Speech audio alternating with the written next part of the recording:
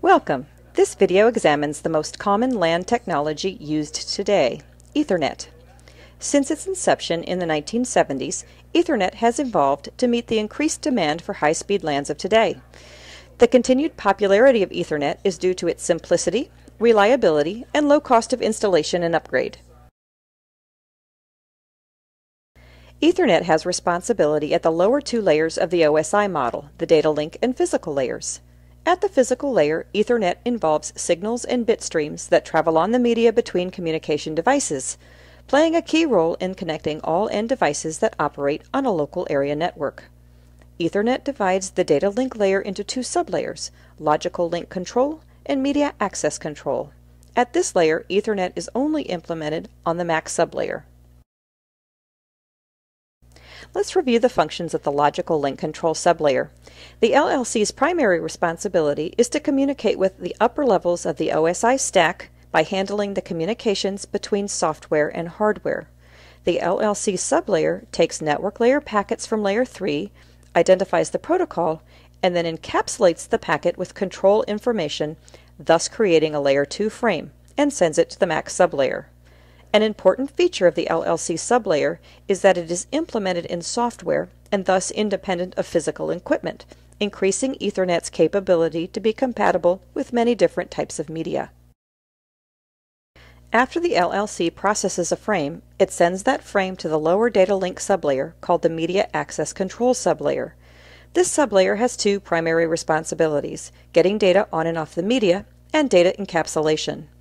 To understand how data is placed on and removed from the media, we must first understand that Ethernet is a multi-access bus, meaning that all devices on a network share the same medium, as illustrated in this video. Because of the potential for congestion and to avoid collisions, the MAC sublayer must dictate when to send and receive data.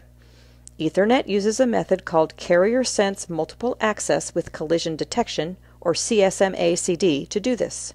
This method performs as its name implies because it senses when the network is being used and waits until the network is not in use before sending a frame. This method reduces the chance of collisions of frames on the network, as there is only one frame on the network at a time. If a collision does occur, a jam signal is sent, and each device calculates a back-off algorithm before returning to the listening before transmitting mode and attempting to transmit again. The second function of the MAC sublayer is to encapsulate data. When encapsulating data, the MAC layer adds header and trailer fields around a layer 3 data packet to create an Ethernet frame. The frame is the PDU at layer 2. The beginning of the frame, the preamble, and start frame delimiter are fields used for synchronization between sending and receiving devices.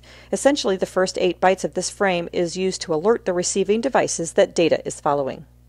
The destination address and source address fields are used to identify the physical address of the destination and source devices, both of which are represented with 6-byte numbers. The length field is used to indicate the exact length of the frame's data field. This number is represented with 2 bytes and is used later in calculating the frame check sequence to ensure that the message was received properly. The largest field is the data field and contains the encapsulated data packet from layer 3. This field can range from 46 to 1500 bytes depending on the size of the packet received from layer 3. The last field is the frame check sequence field, represented in 4 bytes. This field is used to detect errors. The destination host calculates a frame check sequence for the frame and compares it to the frame check sequence sent in the frame by the source device. If the calculations match, no error has occurred and the message is a success. Calculations that do not match are an indication that the data has changed, therefore the frame is dropped. The frame check sequence is a useful tool provided by Ethernet to ensure accurate transmission of methods across the physical media. As you've seen, the MAC sublayer is responsible for many crucial operations when sending and receiving data through the physical medium. Let's look at how the assignment of the physical address, also called MAC address, to layer 2 frames occurs. Unlike IP addresses that are assigned by network administrators, MAC addresses are permanent and unique to every device. No 2 MAC addresses are the same. An IEEE standard ensures a unique physical address for every Ethernet device. The rules require vendors that sell Ethernet devices to register with the IEEE. When the vendor registers, they are assigned a unique identifying number known as an OUI. IEEE requires the vendor to follow two simple rules. First, that all MAC addresses assigned to the NIC or other Ethernet device must include that vendor's OUI as the first 3 bytes. For this example, the vendor is Cisco. Second, all MAC addresses must be assigned a unique value or serial number in the last 3 bytes. You've seen how Layer 2 Ethernet functions. Let's overview the physical standards. Ethernet is covered by the IEEE 802.3 standards. 4 data rates are currently defined for operation over optical fiber and twisted pair cables. These are 10 megabit per second, called 10 base T Ethernet, 100 megabits per second, or fast Ethernet, 1000 megabits per second, or gigabit Ethernet, and 10 gigabits per second, or 10 gigabit Ethernet. You see that each of these flavors of Ethernet can be implemented over different physical media, and each has different characteristics and limitations. A network engineer needs to know which implementation is best under specific network situations. Generally, because of cost, copper is used within buildings at the access layer, and optical fiber is used between buildings and for horizontal cable runs.